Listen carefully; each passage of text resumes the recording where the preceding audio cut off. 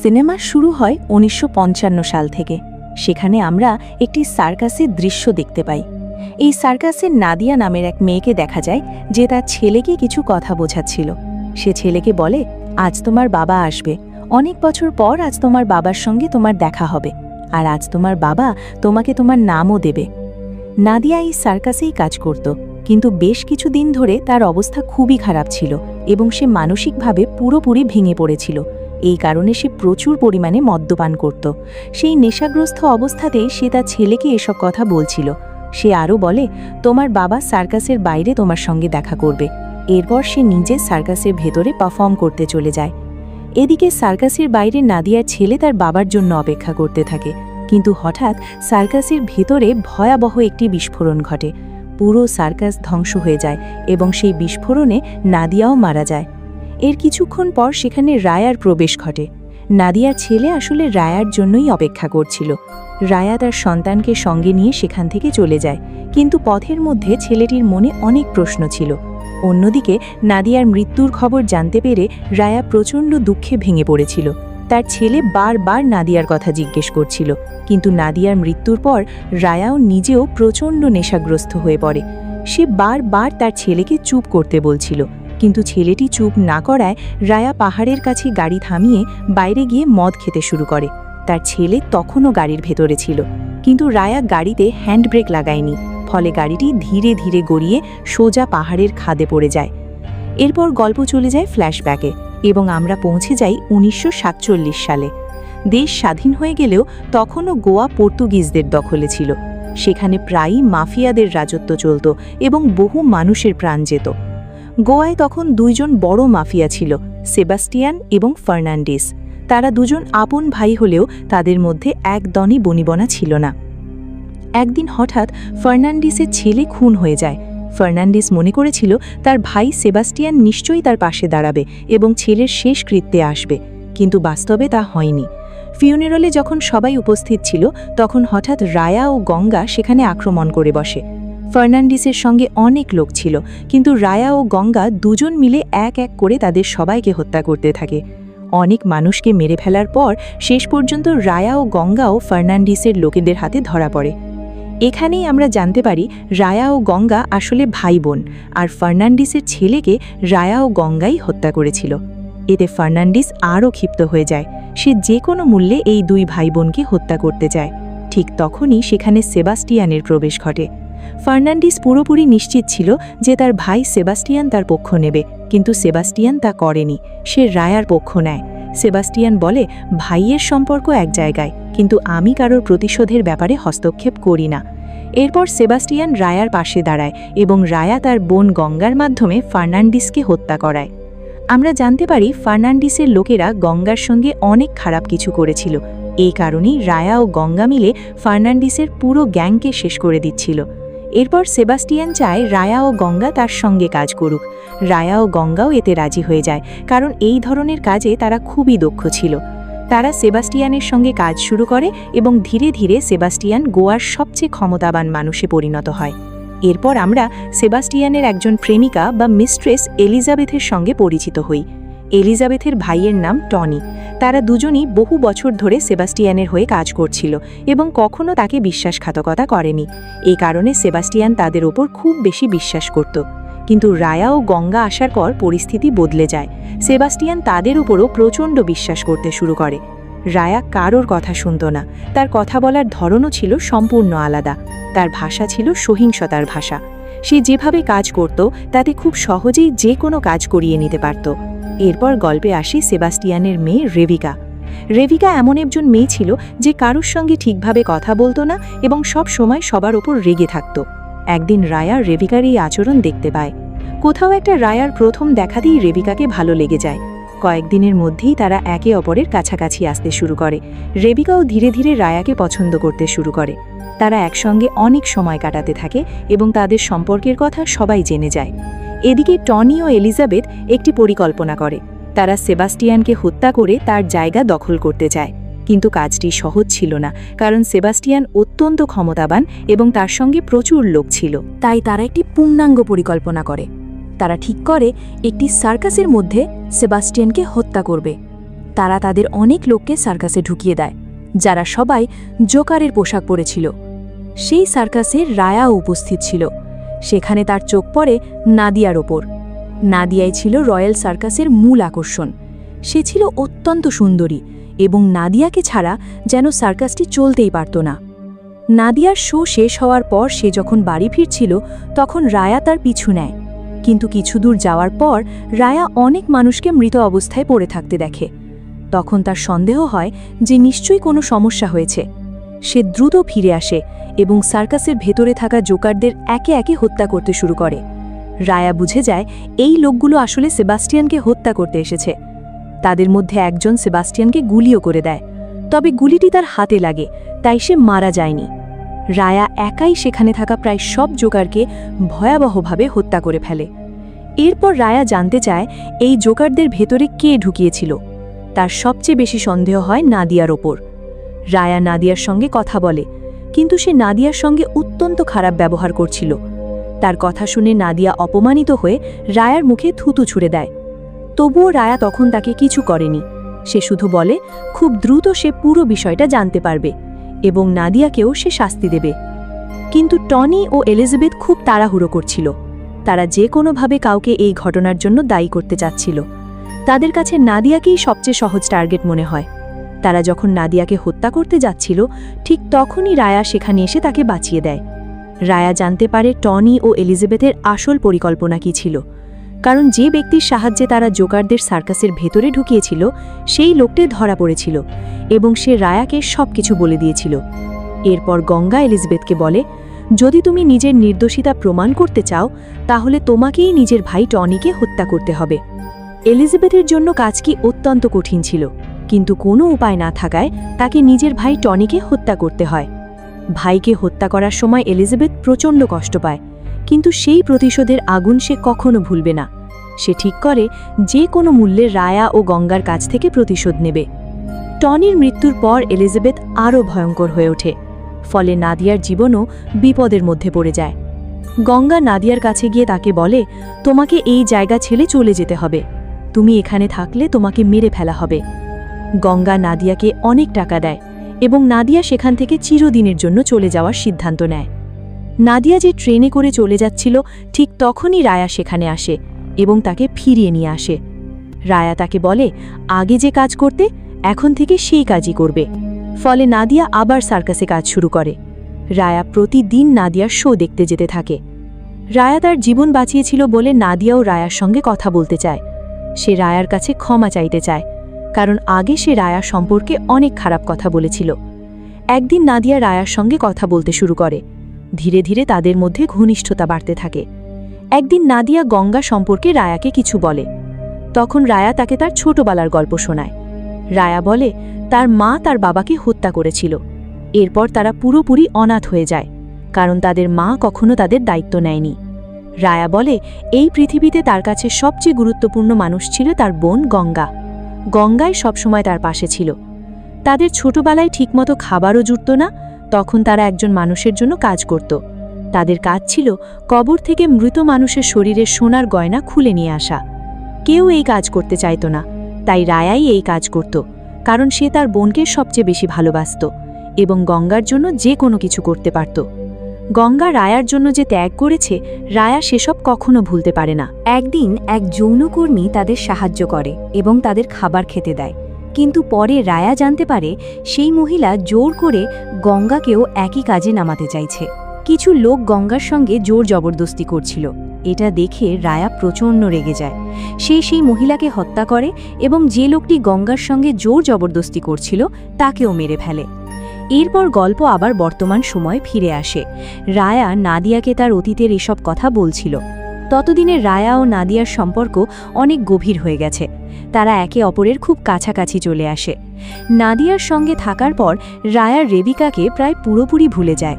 মনে হচ্ছিল যেন রেবিকা তার কাছে শুধু প্রয়োজন ছিল, কিন্তু নাদিয়ার প্রতি রায়ার ভালোবাসা সত্যিকারের হয়ে যায় এবং নাদিয়াও রায়াকে সত্যিকারের ভালোবেসে ফেলে। তবে এই বিষয়টি ধীরে ধীরে পুরো শহরে ছড়িয়ে পড়ে এবং রেবিকাও সব জানতে পারে। এতে রেবিকা প্রচণ্ড ঈর্ষান্বিত হয়ে পড়ে।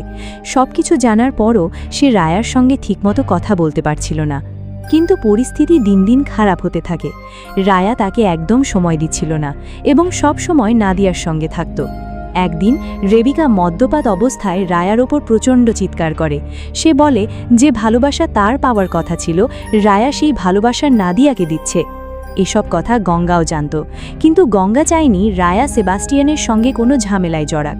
তাই গঙ্গা রায়াকে বোঝায়, তুমি এভাবে রেবিকার মন ভেঙে দিতে পারো না, কারণ তুমি যদি রেবিকার সঙ্গে না থাকো তাহলে সেবাস্টিয়ানের ক্ষমতা ও উত্তরাধিকার আমরা কখনোই পাব না।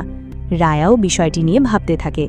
কিছুদিন পর রায়া আবার রেবিকার সঙ্গে সময় কাটাতে শুরু করে, কারণ সে বুঝতে পারে ক্ষমতা দখল করতে হলে রেবিকার সঙ্গে থাকা তার জন্য জরুরি। কিন্তু রায়া রেবিকার সঙ্গে থাকলেও তার মনে সবসময় নাদিয়ার কথাই চলতে থাকে। একদিন রায়া ও গঙ্গা নিজেদের মধ্যে কথা বলছিল, ঠিক তখনই সেবাস্টিয়ান তাদের কাছে আসে। সে প্রচণ্ড রেগেছিল। সে রায়াকে বলে, তোমার সেই মেয়েটা নাদিয়া, সে গর্ভবতী, সে তোমার সন্তানের মা হতে চলেছে। এবার আমি দেখব কি করি। আমি নাদিয়াকে সবার সামনে নির্মমভাবে হত্যা করব এবং তার সন্তানকেও মেরে ফেলব।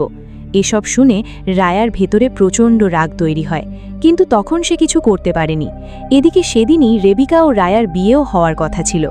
একই দিনে রায়া নাদিয়ার গর্ভবতী হওয়ার খবর পায়। রায়া প্রচুর মদ খেয়ে ফেলে, সে পুরোপুরি নেশাগ্রস্ত হয়ে পড়ে। ঠিক তখন গঙ্গা সেখানে আসে। সে বলে, আজ তোমার বিয়ে, তোমার এভাবে মদ খাওয়া উচিত নয়।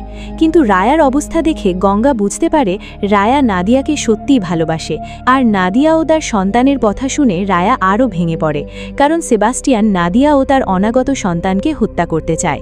তখন গঙ্গা রায়াকে বলে, আমি তোমার সঙ্গে আছি, আমরা দেখিয়ে দেব এই ক্ষমতা কিভাবে চালাতে হয়। এরপর দুই ভাইবোন পার্টিতে যায়। পার্টিতে যাওয়ার পর রায়া প্রথমেই সেবাস্টিয়ানকে হত্যা করে। সেই সেবাস্টিয়ানকে অত্যন্ত নির্মমভাবে মেরে ফেলে।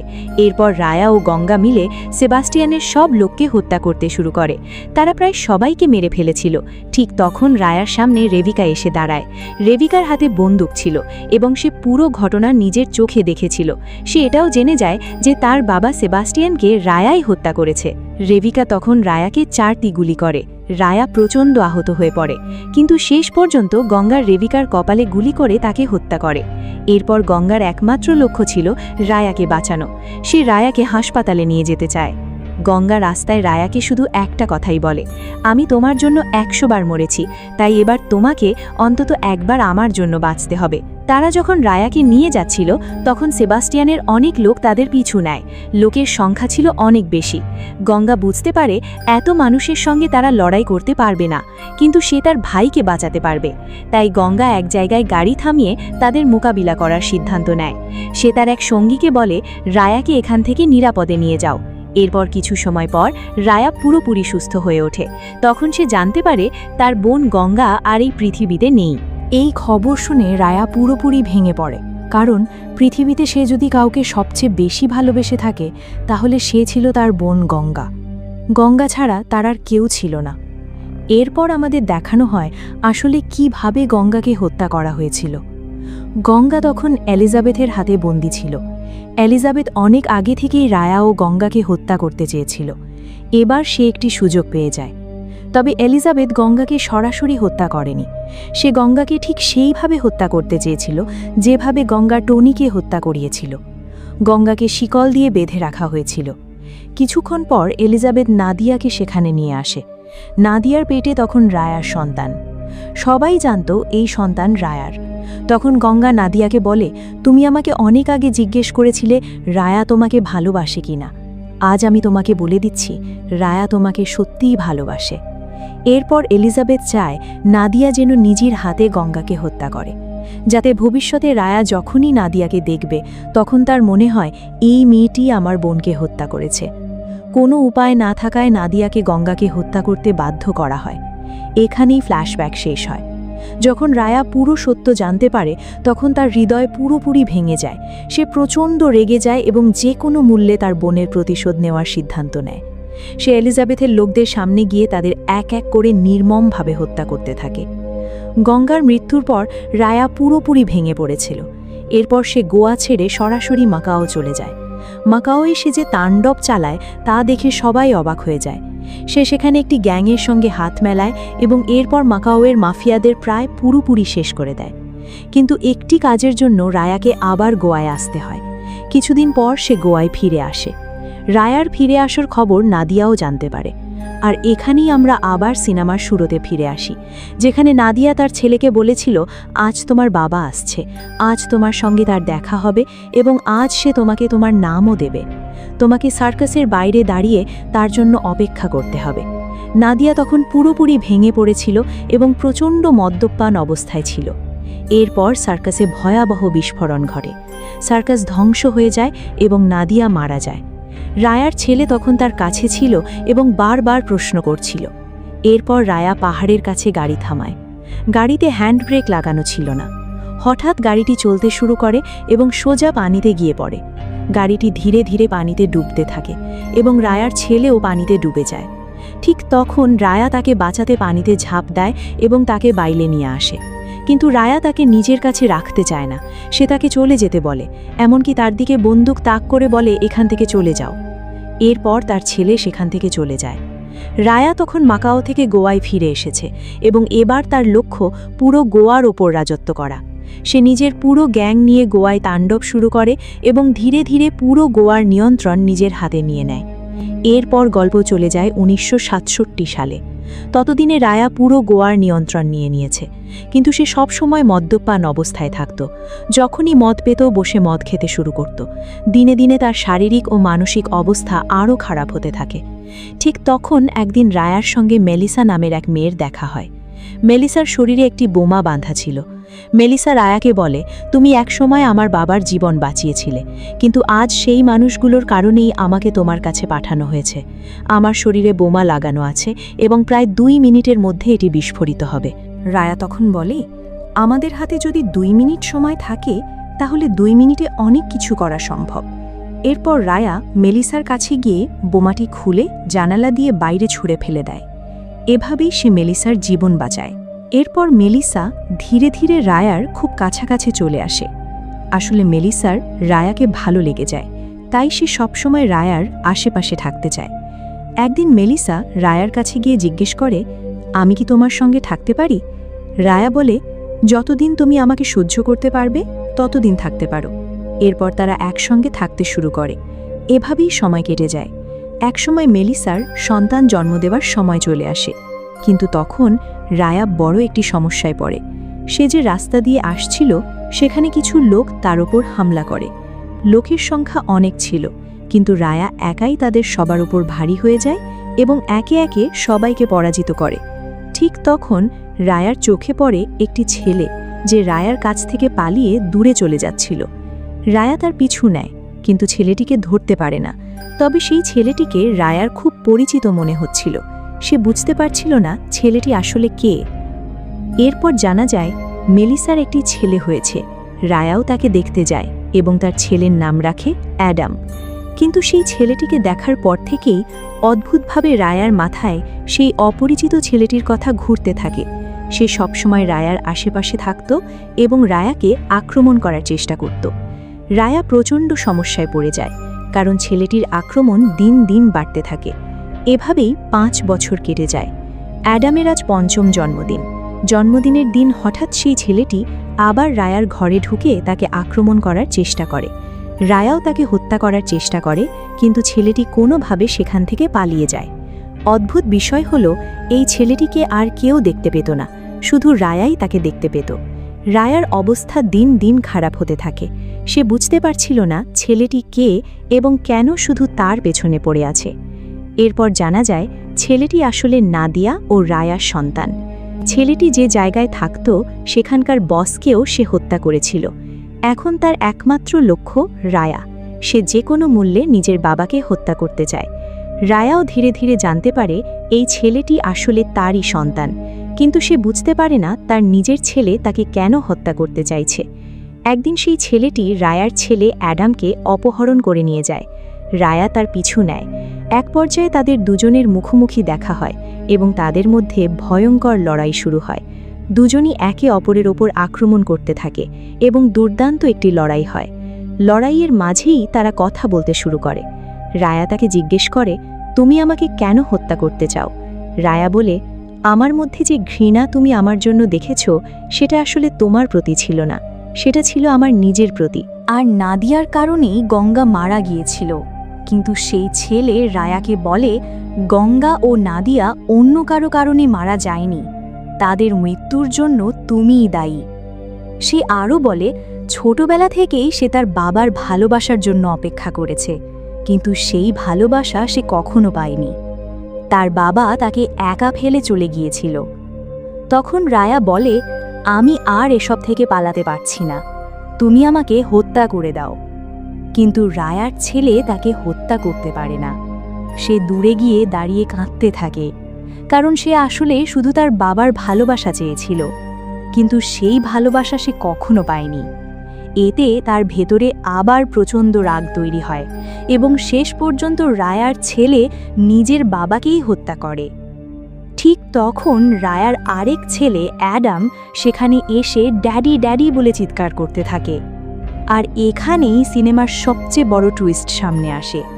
আমরা জানতে পারি রায়া ও নাদিয়ার যে ছেলে এতদিন রায়াকে অনুসরণ করছিল এবং তাকে হত্যা করার জন্য যে তাদের মধ্যে লড়াই হচ্ছিল, সব কিছুই আসলে রায়ার মনের তৈরি একটি বিভ্রম ছিল। এই ছেলেটিকে শুধু রায়াই দেখতে পেত, অন্য কেউ কখনো তাকে দেখতে পায়নি। আর এই বিভ্রম শুরু হয়েছিল অ্যাডামের জন্মের পর থেকে। যখন অ্যাডাম রায়াকে ড্যাডি বলে ডাকতে শুরু করে, তখন থেকেই রায়ার চোখে সেই ছেলেটি দেখা দিতে শুরু করে। এর পেছনের কারণও এবার জানা যায়। সার্কাস ধ্বংস হওয়ার পর রায়া যখন তার ছেলেকে নিয়ে সেখান থেকে বেরিয়ে যাচ্ছিল, তখন পাহাড়ের কাছে গাড়িটি খাদে পড়ে যায়। গাড়ি খাদে পড়ে যাওয়ার পর রায়ার ছেলে আসলে মারা গিয়েছিল। রায়া তাকে বাঁচাতে পারেনি, কিন্তু রায়ার মনে সবসময় এই ধারণা ছিল যে সে তার ছেলেকে বাঁচিয়ে ফেলেছে। এই কারণেই রায়ার ছেলের মৃত্যুর পর থেকে রায়া মানসিকভাবে প্রচণ্ড আঘাতপ্রাপ্ত হয়ে যায়। সে সেই মানসিক আঘাত থেকে কখনো বেরোতে পারেনি। সব সময় সে তার ছেলেকে কল্পনা করত। তার মনে হতো তার ছেলে তাকে অনুসরণ করছে এবং তাকে হত্যা করতে চাইছে। এখনো পর্যন্ত যতগুলো লড়াই আমরা দেখেছি, সেগুলোর কোনোটিই বাস্তবে ঘটেনি। সব কিছুই ছিল রায়ার কল্পনা। এরপর গল্প আরও এগিয়ে যায়। আমরা জানতে পারি ম্যাকাওয়েতে থাকা সিনেমার সবচেয়ে বড় ভিলেনের জন্য রায়া একসময় কাজ করত, কিন্তু সেই ভিলেনের ছেলে নিকোলাস মারা গেছে এবং নিকোলাসকে রায়াই হত্যা করেছিল। এতে ভিলেন রায়ার ওপর প্রতিশোধ নিতে তার প্রচুর লোক পাঠিয়ে দেয়। তারা রায়ার পুরো গ্যাংকে হত্যা করে ফেলে। শেষ পর্যন্ত শুধু রায়াই বেঁচে থাকে। এগুলো দেখে রায়া প্রচণ্ড রেগে যায়। সে ভিলেনের লোকদের একে একে খুঁজে বের করে নির্মমভাবে হত্যা করতে থাকে। কিন্তু শত্রুর সংখ্যা ছিল অনেক বেশি। তাই রায়া বরফের পাহাড়ে একটি বিশাল বিস্ফোরণ ঘটায়। এর ফলে বিশাল এক তুষারধস তাদের দিকে ধেয়ে আসে। এতে ভিলেনের লোকজন যেমন মারা যেতে যাচ্ছিল, তেমনি রায়ারও বেঁচে থাকার সম্ভাবনা ছিল না। কিন্তু মৃত্যুর আগে রায়া শুধু একটি কাজ করতে চায়। সে তার ছেলেকে একবার জড়িয়ে ধরতে চায়। যে ছেলেকে সে জীবনে কখনো বাঁচাতে পারেনি, সেই ছেলেকেই সে শেষবারের মতো জড়িয়ে ধরতে চায়। অবশেষে সেই ছেলেটিকে রায়ার সামনে দেখা যায়। রায়া তার ছেলেকে জড়িয়ে ধরে, আর ঠিক তখনই বিশাল তুষারধস নেমে আসে এবং সেখানে থাকা সবাই মারা যায়। এভাবেই সিনেমাটির গল্প শেষ হয়। তো পুরো মুভির কাহিনী আপনাদের কাছে কেমন লেগেছে সেটা অবশ্যই কমেন্টে জানাবেন। আর চ্যানেলে প্রথমবার এসে থাকলে সাবস্ক্রাইব করতে ভুলবেন না। ধন্যবাদ।